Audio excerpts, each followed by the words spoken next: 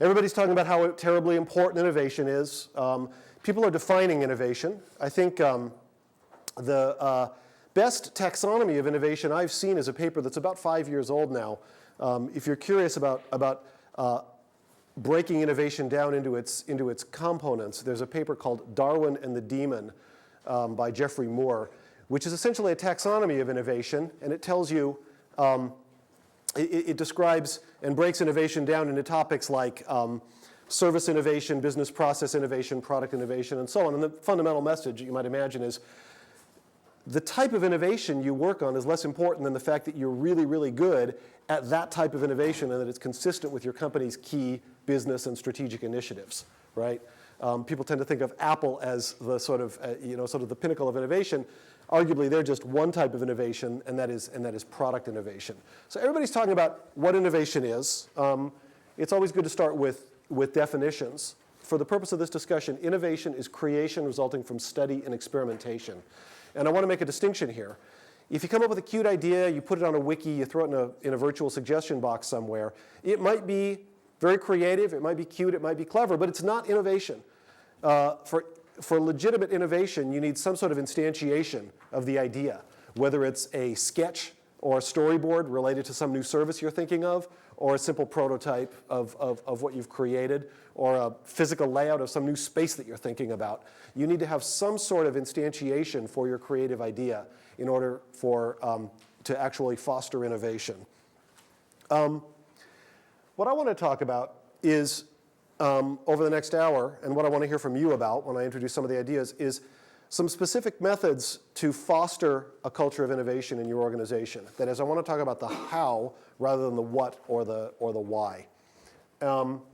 First, let me just give you one background slide. I'm Director of Technology Strategy at Ideo.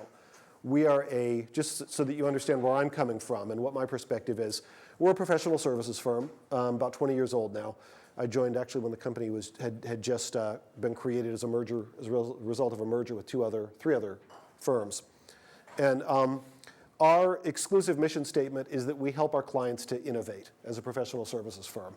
And we do that by taking a human-centered approach to design of products and services and experiences. People pay us to do three things. People pay us to gain insights into populations of stakeholders. They might be internal people at an organization. They might be external customers. For example, one of my projects now has to do with better understanding the needs of home PC users in China. All right? Second, people pay us to visualize solutions, opportunities and solutions based on the inspiration that comes from that field research. And third, people pay us to help them redesign their organization using methods of design thinking to help them foster more sustainable cultures of innovation. All right? So, in preparing this, what David and I agreed would be most interesting are to highlight some of the methods of what we like to call design thinking and the power of design thinking to drive innovation in an organization. Okay? What's the big idea with design thinking? There are any number of ways to innovate. There are any number of ways to be creative. One way to do that is to look at some of the most creative professions in the world that are applied, okay? Look at advertising, look at architecture, look at industrial design, and ask yourself, what are some of the mental constructs that these people have? How do they think? How do they experience the world? And then to roll those approaches, those behaviors that some of the most creative people have into a set of principles that we call design thinking. And that's what I want to talk about to you this afternoon. What's design thinking all about? Design thinking is about creating the right kind of interdisciplinary teams of what we call T-shaped people. We'll get to that in a minute. That's one of the key points that I want to make this morning. And the second key thing that I want to emphasize is the second area around design thinking, which is to observe to become inspired and to synthesize observations to come up with actionable observations or actionable opportunities. The third principle of design thinking is to use your inspiration gained from the field to visualize new opportunities. And the fourth is to make appropriate use of prototypes, and I'm going to define prototype for you, to help drive forward the innovation process. So we'll go into each of these in detail, but I want to make a very key point here, and I think it was mentioned in the blurb that summarizes this talk. What's the subtext here? Okay, I'm talking about how to be creative, how to be innovative up here. The subtext here is innovation is absolutely not some innate talent that people either have or they don't. That's this old archaic way of thinking about innovation and creativity, and I urge you to reject it. I completely reject that notion. Innovation is absolutely a learnable skill. As with any other skill, like playing piano or learning mathematics, different people appear to have different levels of innate aptitudes towards creativity. Okay, I know a guy who's a VC and he has like a new idea, and it's a pretty good idea like every 8 minutes. You know, I call it the Carter timer, you know, because this guy Carter has these new ideas constantly. That's great. The key point I want to make is anyone can learn the team-based sport of innovation. Have any of you worked with advertising firms? There's this old archaic notion in many advertising firms, especially if you watch Mad Men or something like that, still based on this, where the term creative is a noun. Have you guys run into this? They use the word creatives to describe these people in back rooms in Madison Avenue you never really meet. They've got weird shoes and messed up hair and stuff like that, and you meet the well-groomed account manager in an accounting firm. I see some people nodding. You've been through this. And the premise there is the creatives are people that you can't possibly be, and they're locked away because they have something you don't. Reject that. It's bunk. I've been in this field for 20 years. I can tell you these are learnable skills. How do you learn them? What do you do? Step one, assemble the right team. Assemble an innovation team that is both interdisciplinary and foster the creation of T-shaped people. Let's take those things in reverse order. What's a T-shaped person? A T-shaped person, and we use the metaphor of a T literally, a T-shaped person is someone who has a depth of expertise, okay? You know, know-nothing middle managers are gone. They disappeared in the 80s, right? You need to know something. You're deep in accounting, you're deep in finance, you're all about engineering, you're an electrical engineer, you're a software engineer, you're a chip designer, okay? You know something. You've got a depth of expertise that is your path to move upwards into the professional world, okay? What's the leg of the T? The leg of the T is not being all things to all people. The leg of the T is honest appreciation and empathy for the other disciplines, okay? So I'm talking here about a software engineer who's really, really good at writing code, but has an honest appreciation, for example, of the needs and the motivations of a marketing person and a salesperson and a quality engineer, all right? When you're hiring and when you're growing talent as leaders in Silicon Valley or elsewhere, when you're interviewing, look for people who use the pronoun we more than they use the pronoun I, okay? Look for people who are proud of their achievements primarily by highlighting their own contributions as part of a team of people that they were really proud of, okay? That's an early indicator that you're looking at a T-shaped individual, okay? You will not get much in the way of innovation from people who talk about how smart they are, and they might be super smart, and sort of subtly devalue the contributions of other people that were around them on the team or their boss or something like that, okay? So this sort of T-shaped behavior is really essential for successful innovation teams, okay? I spent a lot of time working with David. David fundamentally, on a program that he and I worked together last summer, he was fundamentally the business guy in a program. We'll talk more about that in a minute. But the fact is, he had an honest appreciation for the needs of the manufacturing engineers who were worried about the cost of the product that he put out, okay? So it's depth of expertise in an area and what I would call an honest and sincere empathy for other domains that are outside your own. That can be cultivated in people. That can also be looked for in the hiring process. All right. So what do we recommend for an innovation team? You want to do something innovative. You're thinking about next generation data services for smartphones. You're thinking about some really new, exciting renewable energy programs. You're thinking about fostering products to decrease the cost of healthcare. Okay, there are just a tremendous number of wonderful domains that I'm sure you're either in or will be moving into when you graduate that are exciting and that all call for tremendous innovation. A little hard to read. Let me talk you through the text here. I submit that in early stages for innovation, you need 3 voices on an innovation team. okay? And those voices come from T-shaped people who are open ultimately to unifying into a single voice in a single direction, okay? They're people who have strong points of view themselves, but appreciate the existence of other people's point of view, all right? So what have we got? We've got the voice of business and business viability, the voice of technology, and the voice of the human, the voice of the stakeholder, either the end customer or the person somewhere else in the supply chain who is an important stakeholder in the business or policy success of your endeavor, all right? Let's talk about each of those. Let's talk about business briefly, and then one of the things that David recommended is that we talk in some detail about how, as business leaders, you can manage technical people to help foster innovation in highly technical organizations, okay? But let's start with business. What is the role of a business person on an innovation team, okay? Before we're getting into the details of implementation, before we're into all the sort of classic product management areas of rollout and so on, okay?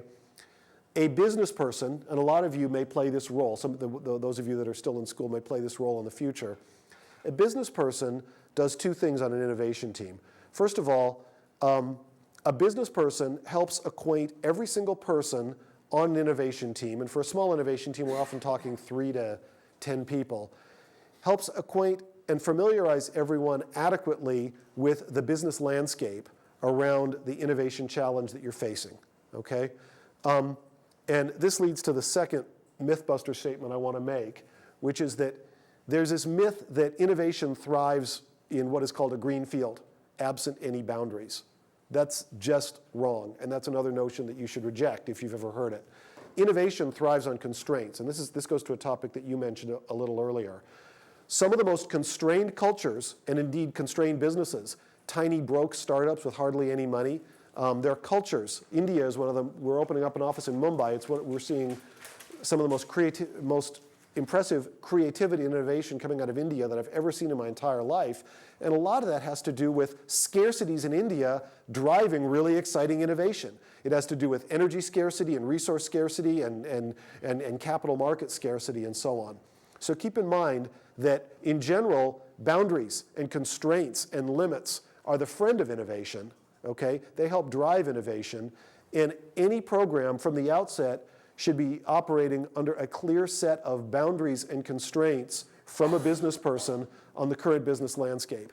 Everybody on an innovation team should understand things like current market segmentation and the competitive landscape and the pricing and costing models and the ultimate marketing plan, okay? So David, on our program, part of his role was to act as an ambassador to the Ideo team, helping everybody develop this sort of shared conversance around business issues, okay?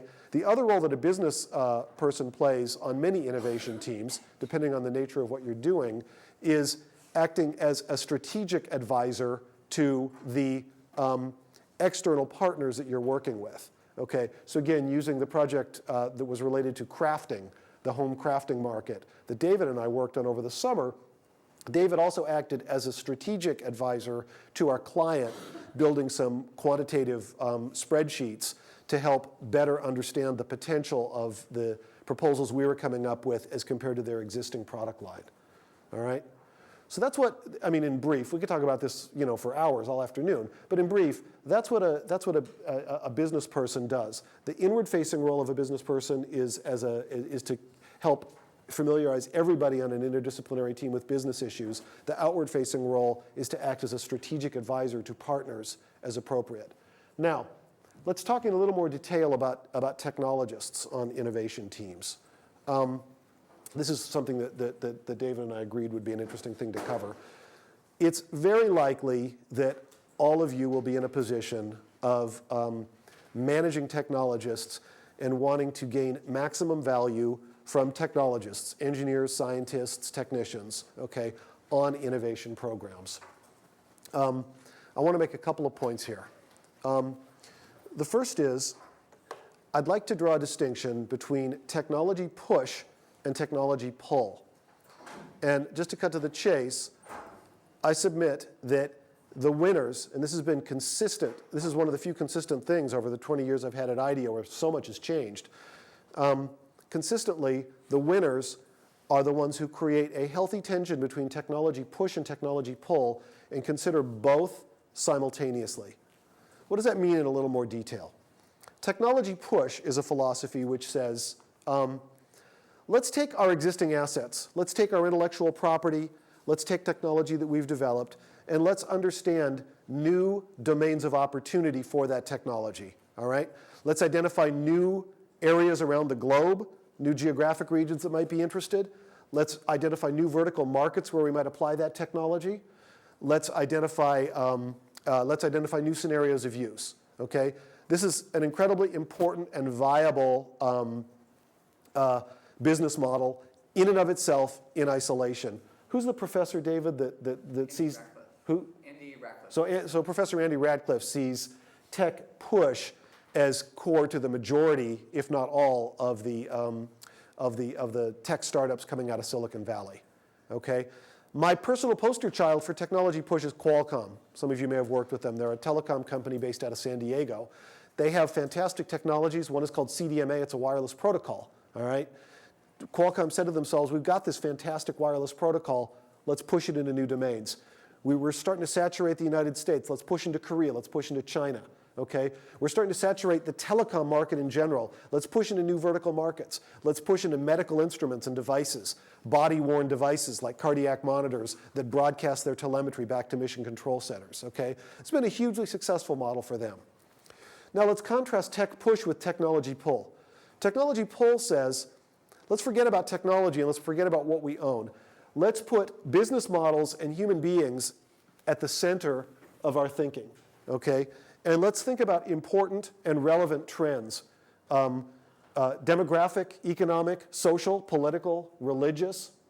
Let's think about important emerging trends and let's ask ourselves, what technology might be brought to bear on those trends that is relevant? Or more typically, what aggregation of technology might be brought to bear on those trends that is relevant to this fundamental consumer demand, this fundamental human need? Okay? Poster child here, longtime client of Ideo's, Procter & Gamble. Okay? Sure, they employ thousands of scientists, but they don't typically start with a given science, with a given technology that they've developed, like a chemical formulation, and explore how to apply it. They typically start with fundamental human needs, like people hate ironing, or people want their clothes to last longer, and they ask themselves, what technology can be brought to bear? Okay, so the interesting thing is, if you go back and look at my two poster children for these two trends, what's Qualcomm doing? Qualcomm is making a very hard push, is making a very hard move into technology pull. Qualcomm is hiring market researchers and anthropologists and human factors people like crazy in order to better understand some of the global social and economic trends. And they're coming up with a philosophy that includes organic development of technology, licensing, and outsourced technology development with a view towards increasing their quotient around technology pull. And similarly, Procter & Gamble, right about the time I started working with them, which is about 12 years ago, they were moving this way, okay?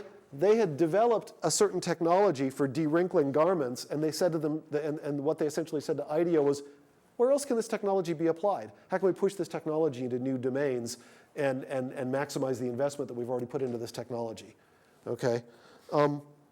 So let me just show you a couple of examples of technology pull that I think are significant. All of you have probably seen technology push. What's hot these days? There's a technology that you've probably heard about, if not you will, called near field communication, NFC. This is an important enabling technology for transactions and mobile commerce, typically from a cell phone, okay, from a mobile phone. So that sort of technology lends itself to saying, okay, there is an existing near-field communication technology. One of them, for example, is called Sony Felica. What else can we do with it? Where else can it be pushed? Okay, good, viable way to look at the world. The first example I want to bring up for tech pull is entirely new mental models of authority and expertise. Okay, I'm older than a lot of you guys, and I can tell you that the mental constructs that the world has around authority and expertise have been turned on their head in the last 15 years, and something that sociologists and historians are going to be studying forever, all right? Traditional models of authority, doctors, ministers, Consumer Reports magazines, okay, are losing power in favor of bottoms-up, ground-up authority from wikis and blogs and crowdsourcing. I mean, my God, look what's happened in Egypt, okay? If anybody more than 2 weeks ago had any doubt about the importance of the inversion of authority, okay? Look at some of these examples. Public commissioning investigative reports on spot.us, live broadcasts from mobile web phones, a TV station based entirely on user-created content. So this is not a technology like a wiki or a blog or something like this. This is a fundamental human trend, and it is incumbent on us to ask ourselves, all right, what technology could be brought to bear by my organization or by the startup I'm creating or whatever to address this important trend? Another example, all the world's a pointer, okay? This is not a technology, it's a trend, it's a new mental construct. It's a technology-driven construct because that's what I specialize in. We could talk about non-technology-driven constructs. People are expecting, they wouldn't put it to you this way, but people are expecting a virtual overlay to the physical world. And it's been fascinating for me to see this, to watch this grow. 10 years ago, this thing called Yellow Arrow was really huge. And we all thought it was just amazing and very, very cool. I mean, 10 years just seems to have fly by, right? But the state of the art of augmented reality 10 years ago was people would slap these yellow arrow stickers like in front of historic buildings in New York. You would text message the serial number, the unique serial number on that yellow arrow into the Yellow Arrow company, and you get a text message back which allowed you to read in just straight text about what you were looking at, okay? Now 10 years later, we've got things like Google Goggles that allows you to actually hold your phone, up in front of something and see a virtual overlay to the physical world, like the ratings of a given restaurant or something like that. Much of this is enabled by cloud computing.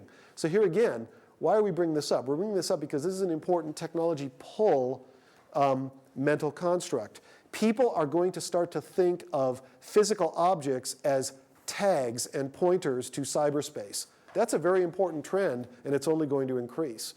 Everybody's thinking about this. I'm working with State Farm Insurance right now. We spent a lot of our time on my current project thinking about the previous trend I described to you, which is the notion of what happens to the insurance business in an era in which authority is inverted and access to information like actuarial tables has become completely democratized. I want to pause there because that's the first major thing I wanted to talk about was this. Well, let me just say a few more words about tech push and tech pull just to sum up. So what are we talking about here? We're talking about managing technologists, and we're talking about managing engineers and how engineers need to behave on innovation programs.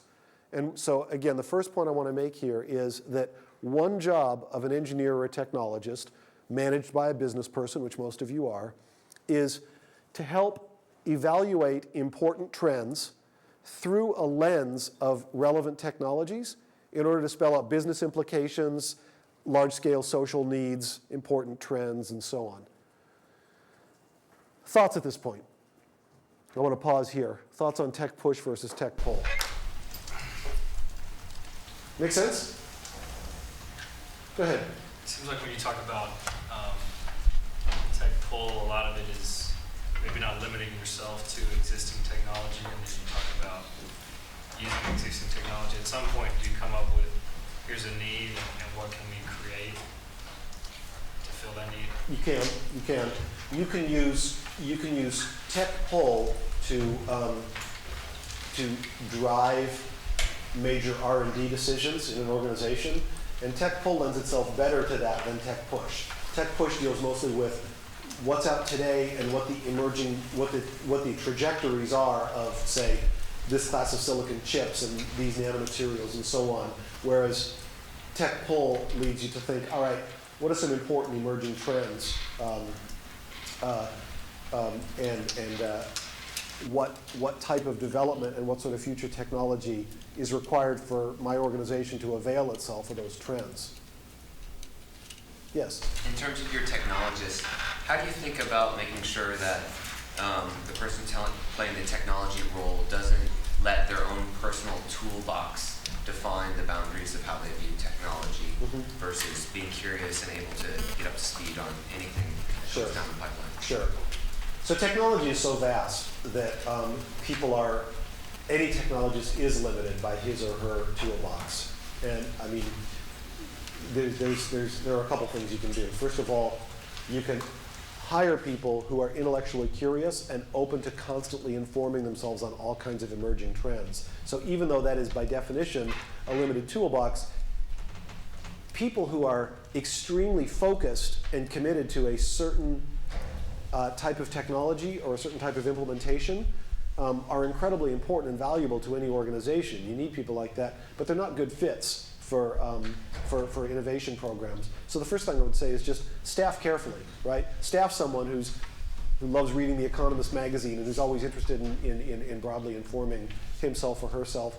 Also, keep your Rolodex really fat, full of experts. You know, I mean, my dirty little secret is a lot of what I'm able to do is dig into my Rolodex because I've been at this for so long. So when someone needs an expert on RFID chips, I've got a guy, right? And when someone needs someone who's an expert on artificial intelligence, I've got someone else. In every case, what characterizes those people is they know how to bring interdisciplinary teams, interdisciplinary innovation teams, up to a shared level of familiarity without burying them in technical detail that they don't understand anyway. Other questions? Aren't most people's Rolodexes deep, not wide? What you're saying is Yeah, wide that's a good point. Yeah, you want to have a wide Rolodex. Yeah. Yeah, and of course that's easier and easier with information technologies these days. But you still have to have the right kind of person, you know, good cultural fit that you can't necessarily figure out from LinkedIn or something like that. David. Could you talk a bit about when that person on the business side becomes a filter versus being generative? Yeah, we're going to cover that in the next section. Yeah, that's a very important point because the business people and the technical people need to change their behavior depending on the phase of the program. Your behavior isn't static any more than the development phases of the program are static. Okay, no other questions, we can go into that. So I guess here's how I like to think about what I call the dynamic role of a technologist. And you could just as easily call this the dynamic role of a business person. Okay. You're here because a lot of you are interested in leadership. Some of you are already in leadership. In many cases, you're going to be managing heavily technical teams.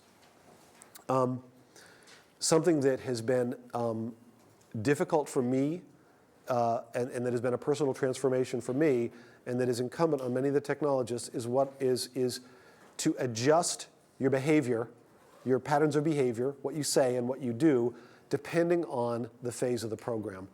How many of you are engineers in the room? How many of you have an engineering background? Who saw the Tacoma Narrows video? Can you describe it to everybody?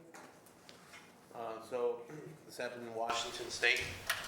There was heavy crosswinds around the Tacoma Narrows Bridge. It spanned pretty wide, span of just that's where the bridge crossed, and the wind hit the natural frequency of the bridge, and it started to. Well, first of all, they didn't design for that. Right? They understood the structural piece, and they didn't design for this phenomenon. For the resonances, called resonance, and so when the wind, actually everything has a natural frequency. It's a physical thing, but once this thing hit the natural frequency of this bridge, it started to oscillate, and it broke to pieces. Yeah, I mean the bridge is completed, and it goes crashing into this canyon below. You know, it tears. Yeah, and the rebar gets torn open and things like that. So basically, all engineers have seen this video. Okay, and the message behind this video is: don't let this happen to you. Okay, be conservative, be risk averse, be safe, use big safety margins, and that's exactly as it should be when you're in the development program of the development stage of a program. If I'm driving over a bridge with my family, I want it to have been designed by a professional engineer with large safety margins, okay? When I carry my laptop computer onto a plane, I want it to have been designed by someone who knows how to treat lithium batteries so that they don't explode, okay? But fundamentally, engineering, and I'm an electrical engineer by training, both undergrad and grad, engineering is fundamentally a risk-averse profession. And that's the issue that needs to change for successful and consistent innovation. Here's the deal. This is a very qualitative graph that I've drawn. These are 3 major phases of any program with the innovation elements highlighted. What do? We explore, we ideate, and then we develop. Now, if this were linear, this is 95% of the project. This little block would go like all the way through that wall out the to the outside. Okay, but these phases, these early innovation phases, are desperately important, and that's why I wanted to call them out. What's important is shown vertically and qualitatively here. So, what's important when you're doing development? What matters is that you don't have another Tacoma Narrows. What matters is that your lithium battery doesn't explode and that your bridge doesn't fall into the canyon, okay? So an attitude of feasibility and risk mitigation, which all engineers are trained in, and the field attracts people who are careful and want to mitigate risk, is of prime importance during the development phase, okay? If I come up to Luis and he's got a circuit board that's almost done and it's got a ship, and I say to him, you know what, I just discovered a new chip that I think would do a better job for you, and I think you should switch over to it, okay? I may be correct, factually. It may be a better chip. It may be higher processing power and use fewer watts, but it's a stupid thing to say because we're in development, okay? And we're going into regulatory testing, and we've got to get the thing out on the market in 4 weeks or 6 weeks. So I'm saying a correct thing, but at the wrong time, okay? Now let's talk about the inverse of that. This is where things really go wrong involving technical people in innovation generally, particularly in big companies. A question came up around big companies. During the exploration phase, as if you are interested in leading innovation, you have got to figure out a way for people to extend disbelief for days or weeks during the exploration phase. And in particular, you've got to figure out a way for people to think about new technologies, new and emerging technologies, in terms of inspiration and opportunities, not in terms of the risks that they represent, okay? For those of you that are not engineers, engineering training, which is important, is a great deal of it is around risk mitigation, okay? If you're asked to deliver something, you pluck out the areas of risk. If you're asked to deliver a medical instrument, you say, okay, the fluid handling system is going to be problematic, and this sensitive analog electronics are going to be an issue. I'm going to pluck out those risk areas, and I'm going to worry about them, and I'm going to mitigate the risks with analysis and iterative testing and iterative prototyping. That's great. That's as it should be. During the early phase of a program, you need to figure out a way for technical people and technical teams to think about emerging technologies in terms of the opportunity and in terms of the potential for inspiration of those emerging technologies, and not in terms of the risks they represent, okay? I'm talking about a cultural change here. I'm talking about a behavioral change that is born of people. I mean, what is culture? Culture is the result of what people do and what they say in a given organization. I'm talking about people saying different things and doing different things as appropriate during different phases of the program. So the counterexample of what I mentioned, the sort of hypothetical I gave with Louise is this. If during the exploration phase, Louise brings up a really exciting idea for a mobile data service, and I say, you know what, there's a reason that's just never going to work, or the reason it would just be too expensive to develop, Louise, or something like that. I may be correct, okay? My statement may be rigorous and factually correct, but I'm saying it at the wrong time. Because what I need to do is create an environment in which disbelief is suspended for an extended amount of time, okay? If you allow statements like, well, we tried that before and it doesn't really work, classic big company stuff, right? Or that's really risky, or hey, that'll never get through management. Those statements may be true, but you can't allow that during the early phases of a program. Otherwise, you will definitely squelch innovation. You'll never get any fresh ideas, and you'll never bring anything disruptive to the market. And then again, qualitatively, in the middle, during ideation, what you want to manage is essentially equal importance to both of these styles of thinking, right? So for example, you want to think about emerging technology or about business risk in the case of business, to take David's question from a little earlier. You want to think about those issues on one hand in terms of opportunities and inspiration for new products and new services and so on. And on the other hand, you want to honestly assess the risks inherent in the, say, the new business model or latching onto some emerging technology. So, what do technologists on an innovation team do, and how do I recommend you manage technologists during the innovation phase? Okay, technologists should be helping everybody on an interdisciplinary team to understand a broad aggregation of emerging technologies. Technologists and business people, David's a great example, should act as coaches and teachers to the team. If they're acting as policemen during that early phase, you're in trouble, okay? So when we developed a voice-over IP phone for Cisco, I think we did an extremely good job of doing two things. One was bringing the engineers, the scientists, all the technical people, as well as the marketing and human factors and business people, out into the field to meet with a total of about 78 users in Europe and Asia and the US. And what I can honestly say is that some of the reason that some emerging technology was built into this new phone is because we created a careful environment in which disbelief was suspended during early phases, and we looked very honestly at technologies that, at that point were still emerging, like e-ink, the technology used in a Kindle, as candidate technologies for the phone.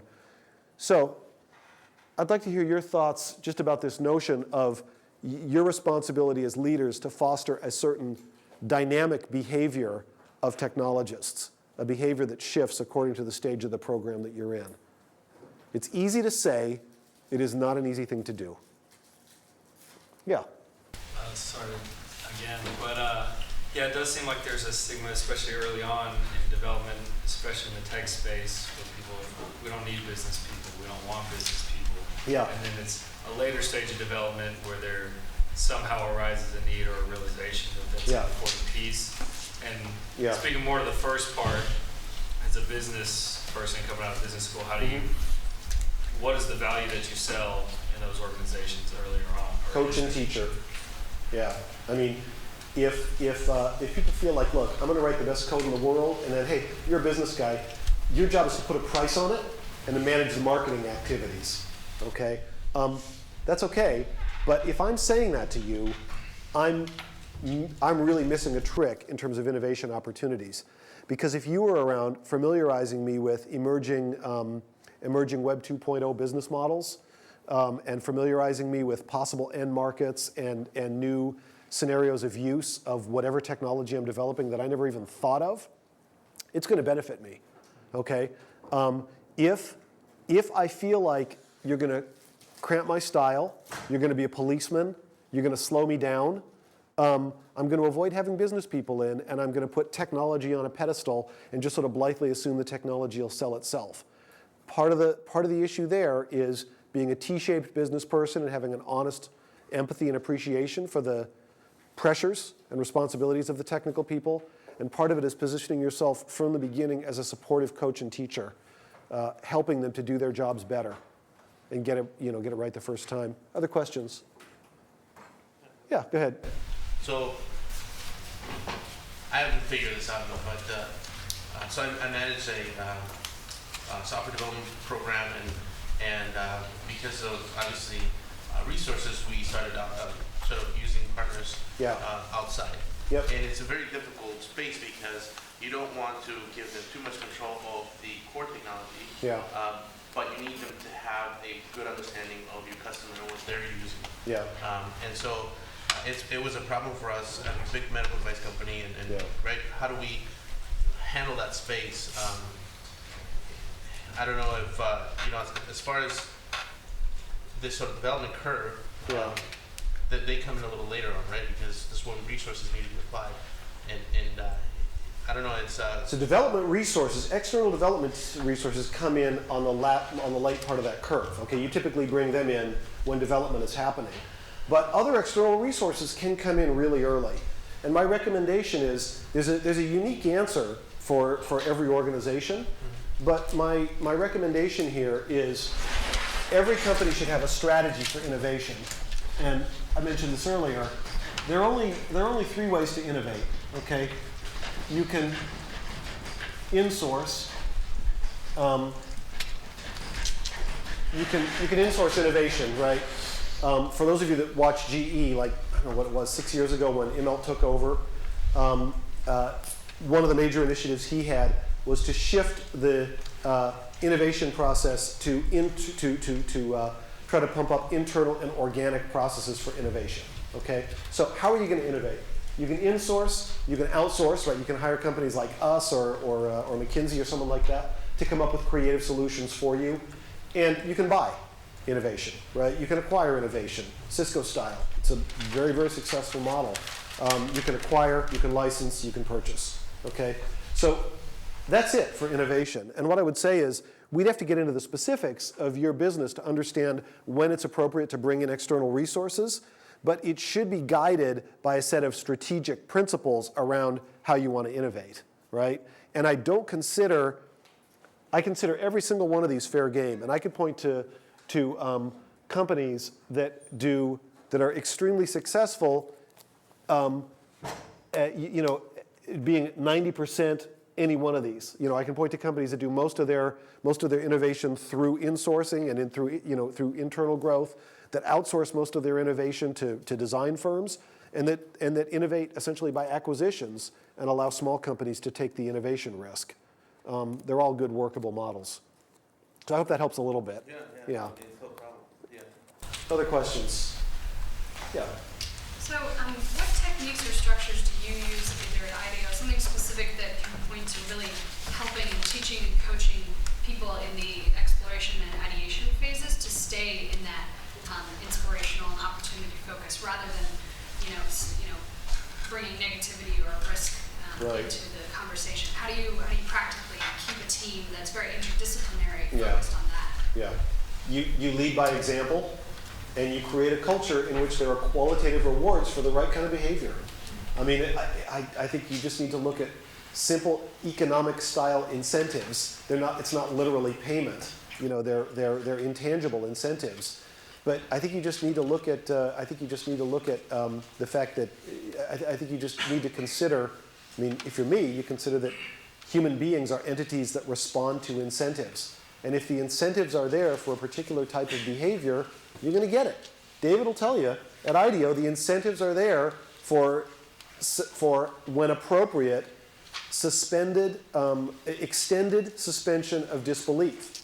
And if you come off as a cynic and a naysayer, in some organizations, you come off as smart, right? A hardcore technical organization, lots of PhDs built around academic rigor, PhDs from a culture of peer review at universities.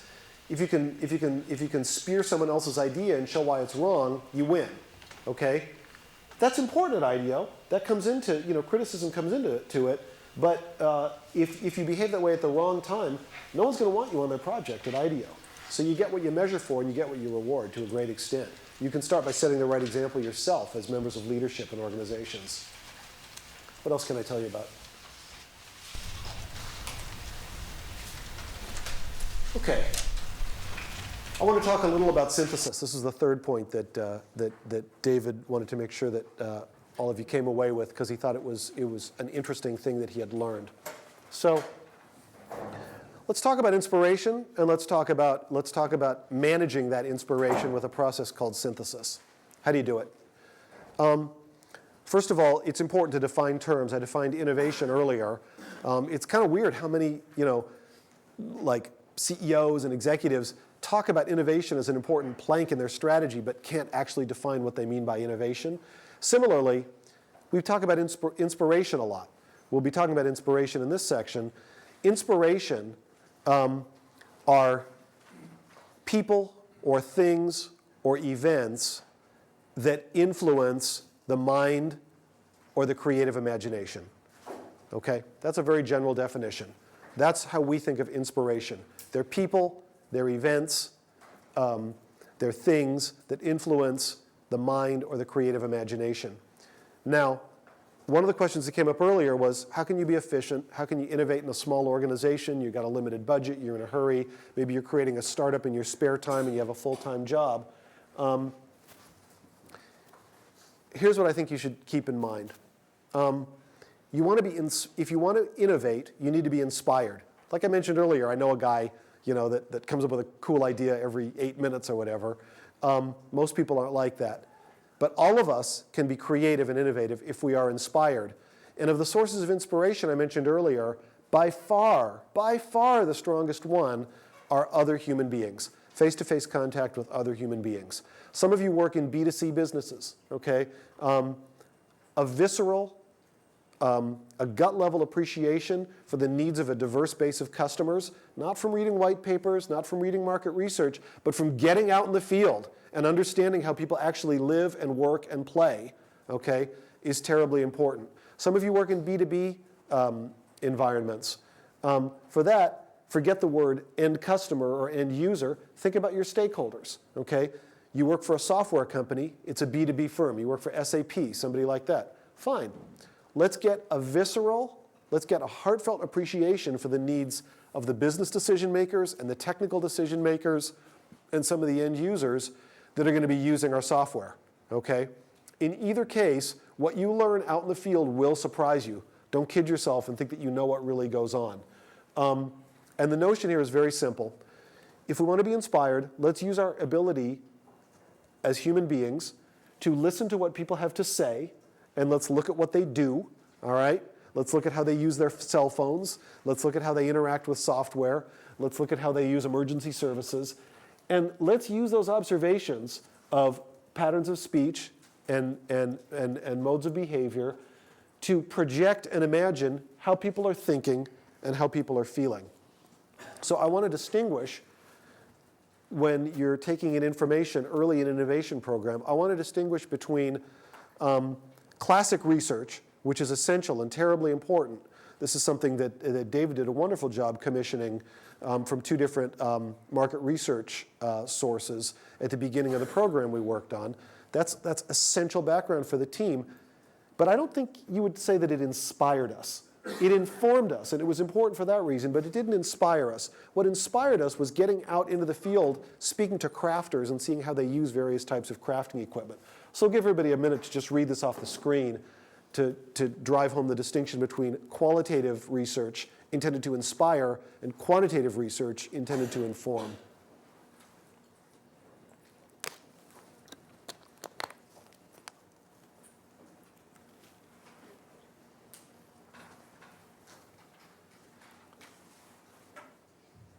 Okay.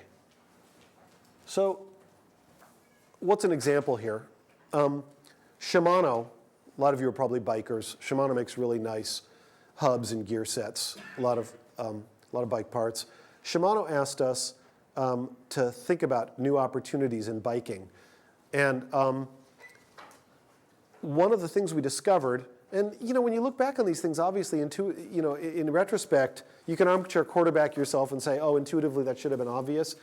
We had no idea how many tens of millions of Americans there were who really want a bike.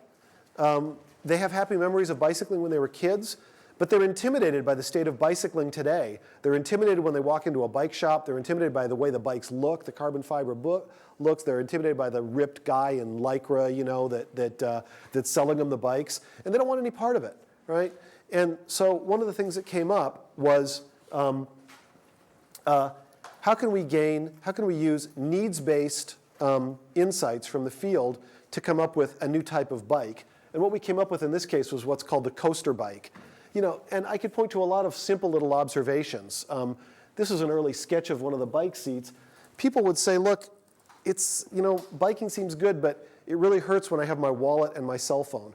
So we created, I can show it to you at Ideo, we created a bike seat that opens up with just enough room for a wallet and a cell phone, so you can take those out of your pocket and stick them into the bike seat. And there are a whole lot of little things like that. The brakes are not hand brakes, you just pedal backwards to brake. There's an automatic transmission, which was the Shimano technology, which adjusts the torque, which adjusts the gearing ratio based on the torque on the chain and so on. So the point here that I want to make is that the coaster bikes, which they came out with, were entirely inspired by field research that we did. There weren't any white papers or anything that told us, hey, there are tens of millions of Americans that are intimidated by the state of biking and that want something simpler. I don't know how we would have come to this. I don't know how we would have come to this observation or to this conclusion without going out in the field. So now let's talk about synthesis. This is the last point that David wanted me to make, and I wanted to talk about how we gather information before I talk about synthesis.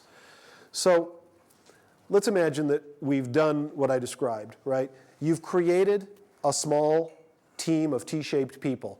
You have a voice of the human, you have the voice of the user, you have the voice of business or policy, and you have the voice of technology. You've gone out in the field. You've read some white papers, you've talked to experts, you've done some field research. And again, to the question that came up earlier about innovating on limited means, this can be done very quickly and very inexpensively. I'm not talking about commissioning 6 months of research. The type of activities I'm talking about here take weeks, not months. What's next?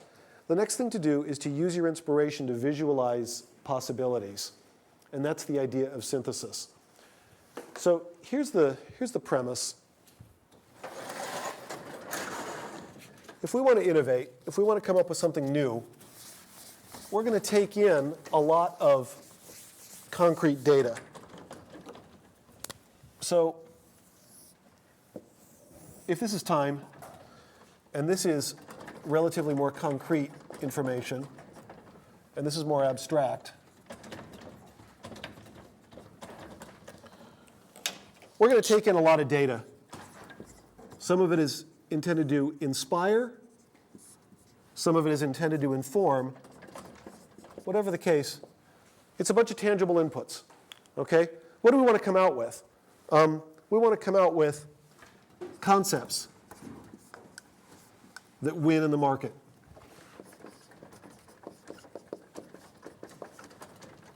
People misapply qualitative needs-based user research of the sort that I described a little earlier. You need to be careful of this. People draw a short circuit from here to here, okay? I guarantee you it won't work.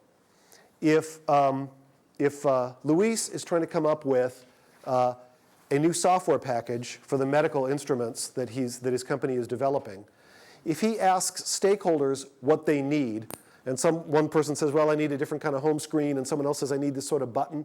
If he takes that stuff literally, these inputs literally, and he just uses them to create an engineering requirement spec and implements them, things aren't going to work. You must veer into a layer of abstraction in order to innovate successfully. Okay? And that's what synthesis is. Synthesis says, let's take all the inputs that we've gained in trying to understand what the opportunities are like. And you are doing your job right if you get divergent inputs. If one person says, this home screen is too complicated, and the other says, it's too simple, it needs more features, you're doing your job right because you're finding these irreconcilable differences, and it's going to be your job to reconcile them and to find a happy medium between them. Okay? So here are the inputs. This is the process of synthesis leads to insights, which in turn leads to design principles, which in turn leads to concepts. What are some examples of each of these? Okay? The insights that David and I put together, and the rest of the team on this crafting project, were this. We created some personas who are amalgams of some of the most common and consistent user needs that we saw in the field for 5 different types of crafters, okay? And we identified two of those personas as targets. It's a fairly common marketing method, right? We identified two of those personas as ideal targets for the organization, okay? The insights for the bike project that I showed earlier had to do with the hesitation that so many Americans felt about biking, okay? From the insights, you come up with design principles, and then you know that the concepts that you come up with have been guided by a synthesized set of inputs. So the point of our talk is about the how of innovation. How do you synthesize? All right. So here we are. There's 7 of us, right? And we're trying to get all of our insights into some kind of actionable form. So what's synthesis? Synthesis says, let's take all this input, let's find direction and make meaning from all this disparate input that we've got. So I will tell you exactly how we do it at Ideo. And obviously I'm not saying that you should graft this method into your organization, but what you may want to do is take some of the general principles and apply them as appropriate. Take a 3 to 5 person innovation team, say everybody in this first row. We all sit together having done some field research. We've read some white papers, we've gone out in the field, and we've talked to stakeholders. Take Post-it notes. Our goal, other issues aside at Ideo, is to keep 3M in business keep them in business with Post-it notes. Each of us writes down key points and key inputs, or key insights rather, from the research that we've done, okay? So David's met somebody in the field. He writes down 6, 8, 10 signature details of that individual to help us understand who that person is. The single best way to be inspired is to meet someone in the field who's a potential user of your product or service. A close second is to have your colleague who did the same research off the same research plan tell you about the person they met, show you a digital camera image of who it is, and put a bunch of notes up. In much the same way that a novelist never gives you a complete, extended, labored picture of a character in a novel, a novelist gives you a few carefully chosen key signature details that add up to a complete and holistic picture. You want to try to do the same thing. You want to try to give the signature details of the people that you met so that we really understand who they are, how they're behaving, what their motivations are. Questions like what are their attitudes towards technology, how much media they consume, these sorts of things, okay? So step 1 is absorb the stories, okay? Tell stories from the field. So in this case, the 6 of us, say, would put Post-it notes on the wall. We'd cover, potentially all these walls, sharing with each other who we saw in the field. Okay, there's not a lengthy process. Next, the best thing I can tell you in synthesis is look for repetition. Okay. Let's imagine that in aggregate, all of this group here meets 16 people total. You think, how could you possibly base a major decision on 16 people? The answer is you choose the right people. You choose a set of attributes that are important to you, orthogonal attributes of people. Okay? Typical attributes might be age and life stage, socioeconomic level, attitudes towards technology. Are they? And then you get into more specifics. Are they heavy media consumers? Are they crafters? Do they have high engagement or low engagement with money? Whatever it is. And then we might decide that David is going to go out in the field and he's going to find a senior citizen who has a lot of knowledge about technology, but very, very low engagement with media. Okay, that's a rather interesting profile. By searching a sufficiently broad set of people, even if it's a rather small number, you would be amazed how often quantitative research performed with 1,000 or more people often bears out the results of qualitative research.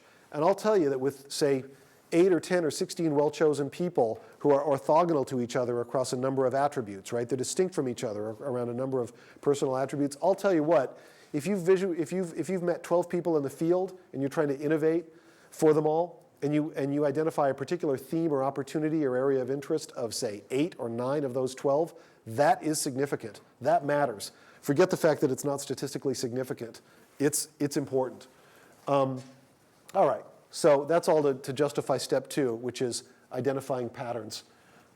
Next, extract the key insights. So now we're out here. Now we're thinking about insights and design principles. This is really, really hard because you feel like whatever you're coming away with is really trite. We did a project. We worked for 6 weeks doing research for a South Korean telecom called SK Telecom on the use of how mobile phones could serve the needs of tourists, pleasure travelers better. Okay, did research in Asia, Western Europe, U.S., tons of synthesis. One of the insights that we presented to them, we stood up and said, there is an underserved appetite for authentic and personalized travel advice. Of course there is. What a ridiculous and trite thing to say. But the fact is, there was lots of thinking and lots of interviews and lots of information gathering behind that. And the insight was essentially a headline, or the tip of an iceberg to a lot of knowledge that had been gained by the team. Last point I want to make, this speaks to this issue that came up about innovating in big companies. Craft your message, okay? It's tempting to believe that having done field research and synthesis and some brainstorming and identified an exciting direction, it's tempting to believe that the idea will sell itself and that people will immediately see the benefits of the idea. This particularly happens if you're personally excited about your idea, okay? Guess what? That doesn't happen. And the message needs to be crafted in an appropriate way. For what I'm telling you here, PowerPoint's a good message. PowerPoint isn't always the right way to go. Sometimes you want to pay a graphic artist to sketch up a storyboard to describe the key touch points of a new service. Okay? Sometimes you want to film a quick video to simulate the actual experience you're describing. Sometimes you want to bring in someone who's an expert in Flash, the software, to assemble a simulation. Okay? But just be aware that crafting the message, particularly in a large company where things has to go through layer after layer of management and tollgate review after tollgate review, crafting a message is terribly important. The last point I'll make quickly is synthesis leads very naturally into brainstorming. Okay? I don't think brainstorming is a very good idea in the earliest stages of the program because you don't know where the opportunities are yet. If we're going to ask 6-8 people to get together and to brainstorm, and a brainstorm is a structured means of rapid idea generation, we want to make sure that we have an appropriate target. We want to make sure that we've got a framework of opportunities and we've done our needs-based research so we have an idea of where to focus people's attention. Hey, we want everybody to brainstorm on this sort of next-generation data service. Hey, we want everybody to focus on this approach to clinics in emerging economies, whatever it is. All right. One quick example from, I couldn't tell you in 20 years at Ideo the coolest project I've ever worked on, but I can tell you the biggest honor, and it was this, for sure. A quick example of observation leading into synthesis was a program for NASA on how to improve spacesuits. They called and they said, can you work with us to help understand how to improve spacesuits for the next generation of lunar and Martian exploration? And I kind of thought, well, yeah, I'm willing to work on that. I told NASA that the work had to be done on our terms. That is, it had to be done using Ideo's approach to innovation, and we needed to speak to multiple stakeholders. And just to cut to the chase, I walked into a room, it was about this size, and I couldn't really believe it until I actually showed up that we were able to coordinate all this. With the help of leadership at NASA, we got astronauts from 3 generations of space travel. We got men who walked on the moon, men who were in Skylab in the 70s, and people who, and men and women who had been to the International Space Station. We even got this dapper guy in his 70s who designed the spacesuits for the Apollo astronauts.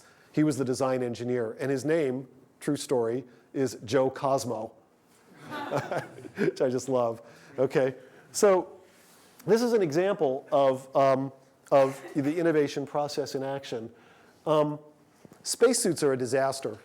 When I got into one, the only thing you can think of when you get into a spacesuit is how soon you can get out of the thing.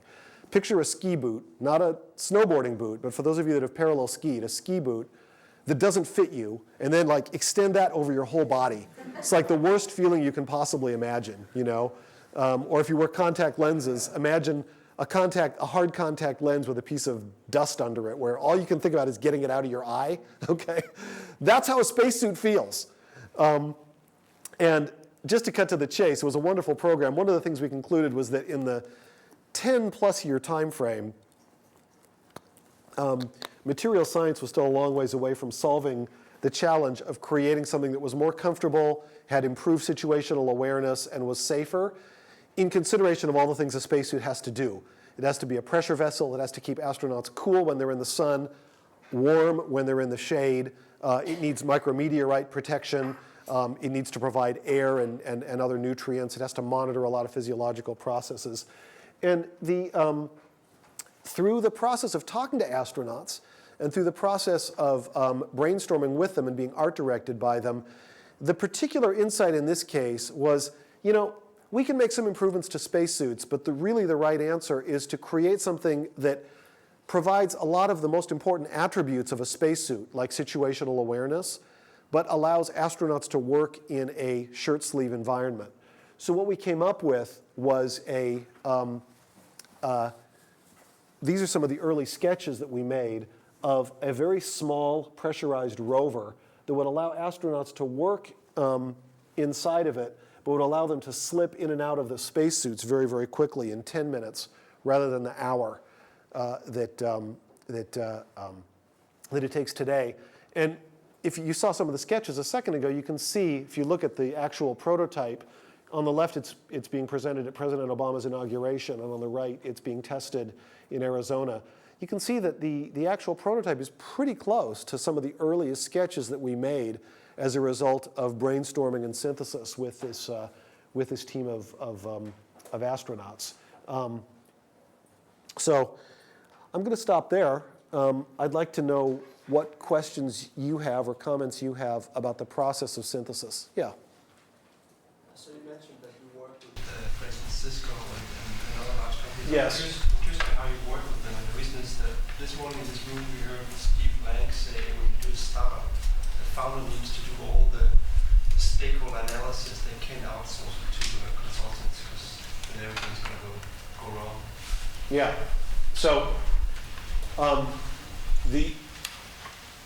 in general, if you're outsourcing professional services, the more upstream your outsourcing activity is, the more what we call radical collaboration is essential.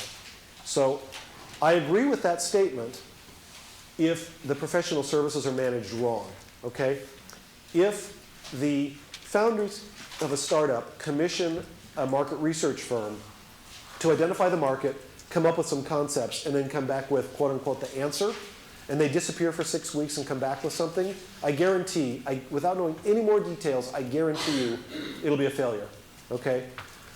The only way to outsource successfully on early upstream programs is through what we call radical collaboration. And what distinguishes radical collaboration from other types of collaboration is this. In radical collaboration on innovation programs, shared generative activities occur, okay? What that means is that in the hypothetical you just gave, the startup identifies particular points of engagement with the firm that they've outsourced some innovation activities to. They spend a day with them, 2 days, 3 days at all the key points, all right? And if you go on that shared process of discovery, you're going to be okay.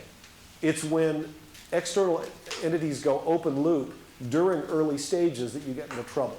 This rule doesn't apply once you get more into implementation, right? You can, we have successfully created engineering requirement specs and detailed specifications, shipped those overseas, and gotten very good code back from people that we've never met in Bangalore, okay?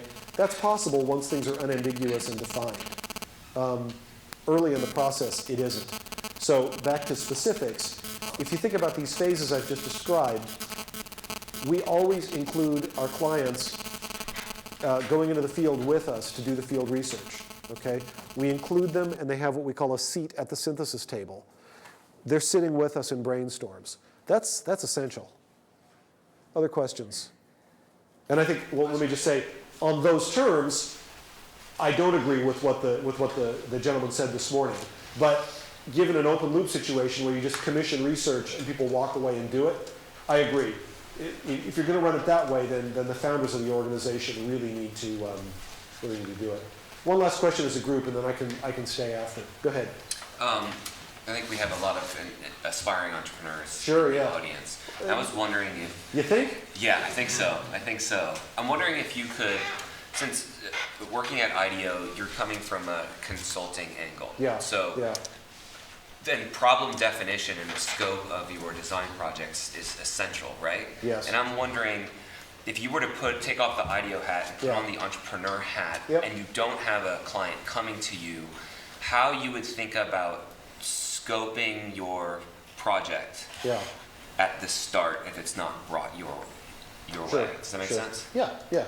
I would take a cue from venture capitalists. When you guys talk to venture capitalists all the time, every venture capitalist has a different approach. Many of their approaches are very divergent. There is only one thing that every single VC anywhere that you'll ever meet in the world agrees on, which is this.